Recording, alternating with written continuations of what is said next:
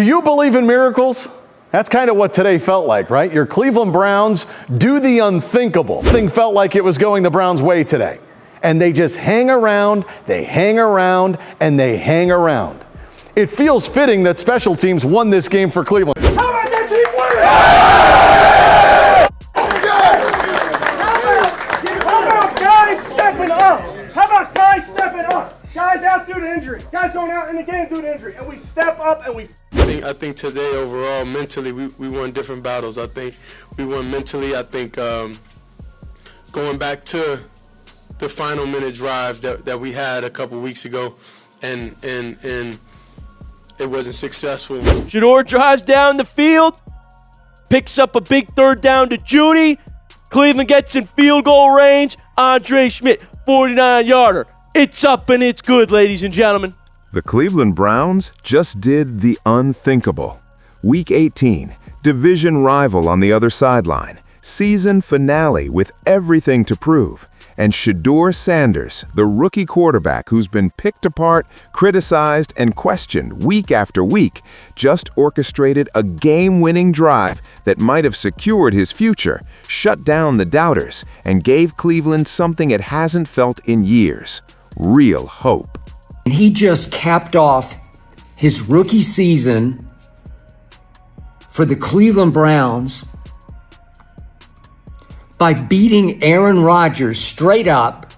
Let's not kid ourselves. This game wasn't a clinic. This wasn't textbook football. This was smash-mouth, grinded-out defensive warfare with a finish straight out of Hollywood. The Browns edged the Cincinnati Bengals 20-18, and while the offense struggled for most of the afternoon, when everything was on the line, Shedeur Sanders came through. Right back after halftime, then we started getting our rhythm. We started being nice. But here's the big question. Did this performance cement his future in Cleveland? Let's dig into it. The numbers tell a harsh story. Shedeur Sanders finished 11 of 22 for 111 yards, a 50% completion rate, 0 touchdowns. He took 6 sacks and lost 29 yards behind the line of scrimmage. Factor out his scrambling yards, and he had just 82 effective passing yards on the day. By any standard, that's not good. That's not even close to average. That's rough.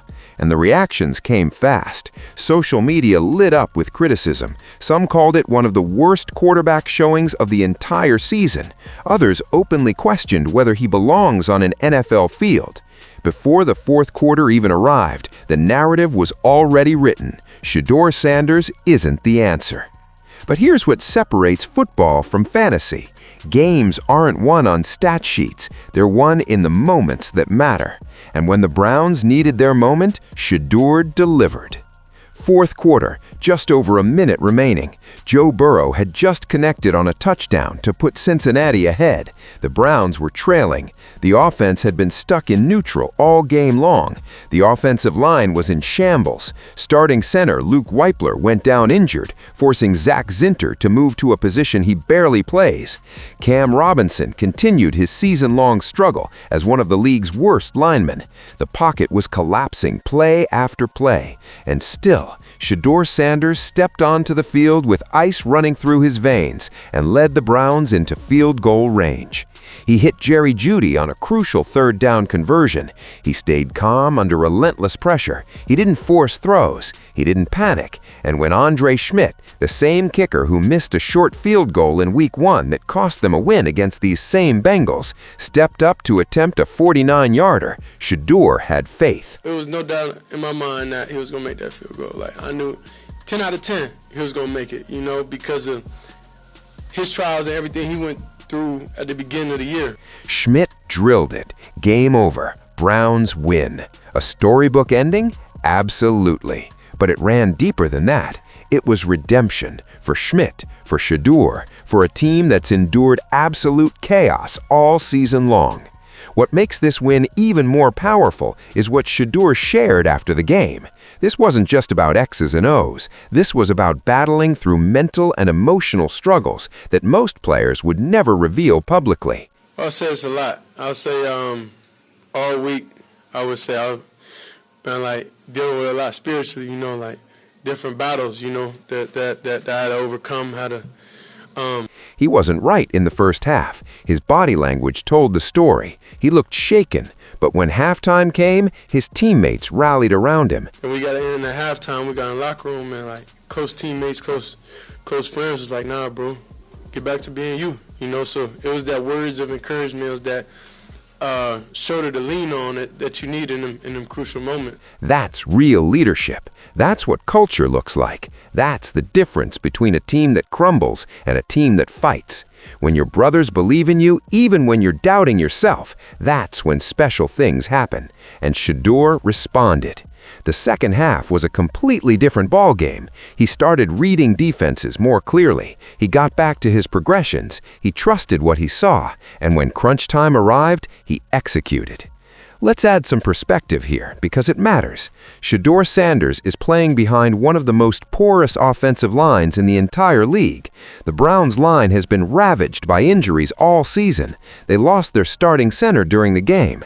Zach Zinter, who isn't even a natural center, had to fill in on the fly. Cam Robinson has been a liability every single week. 6 sacks, 6 times Shedeur hit the turf. That's not a quarterback problem, that's a protection problem. And yet, he kept picking himself up. He kept competing. He kept making plays with his legs. 26 rushing yards in a game where clean pockets didn't exist. Right back after halftime, then we started getting our rhythm. We started being nuts, so... For a rookie quarterback operating behind that offensive line in a must-win situation against a division opponent to lead a game-winning drive, that's not insignificant. That's the kind of experience you build a career on. And here's where things get fascinating. The Browns fan base is completely divided. Half the fans believe Shedeur is the franchise quarterback they've been searching for. The other half thinks he's just a temporary solution. On one side, you have the critics, pointing to performances like this and saying, 111 yards? 6 sacks? That's nowhere near good enough. And they have a point. The numbers don't lie. They're ugly. But on the other side, you have fans who see the full picture. They see a rookie quarterback who's flashed real talent, deep ball accuracy, mobility outside the pocket, athleticism nobody expected him to have.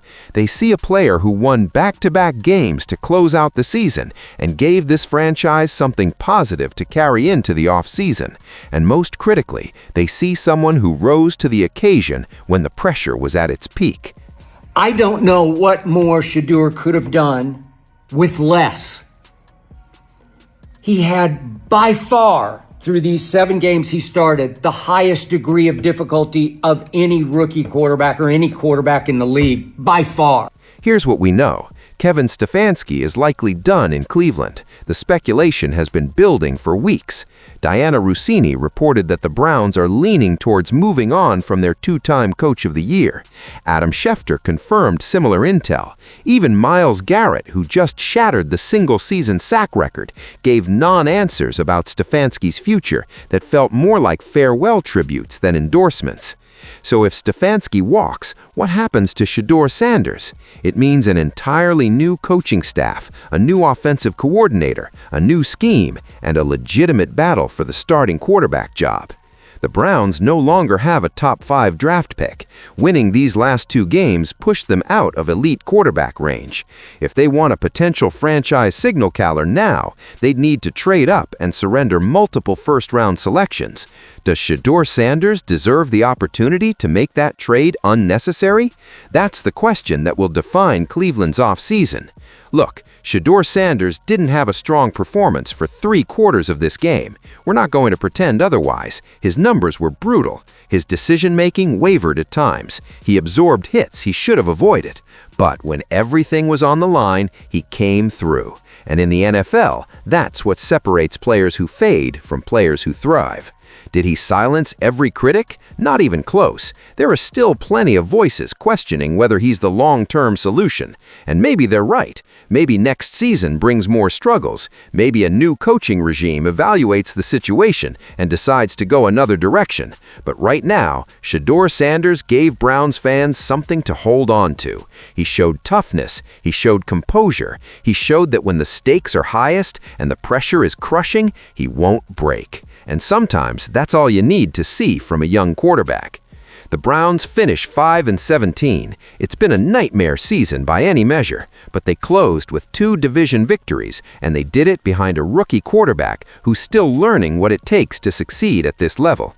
Is Shedeur Sanders the long-term answer in Cleveland? Only time will reveal that truth. But after what unfolded in Week 18, he's earned the chance to prove himself. Because if today taught us anything, it's this. When the game hangs in the balance, Shedeur Sanders won't flinch. And for a franchise that spent 2 decades searching for a quarterback, that might be exactly what they've been looking for.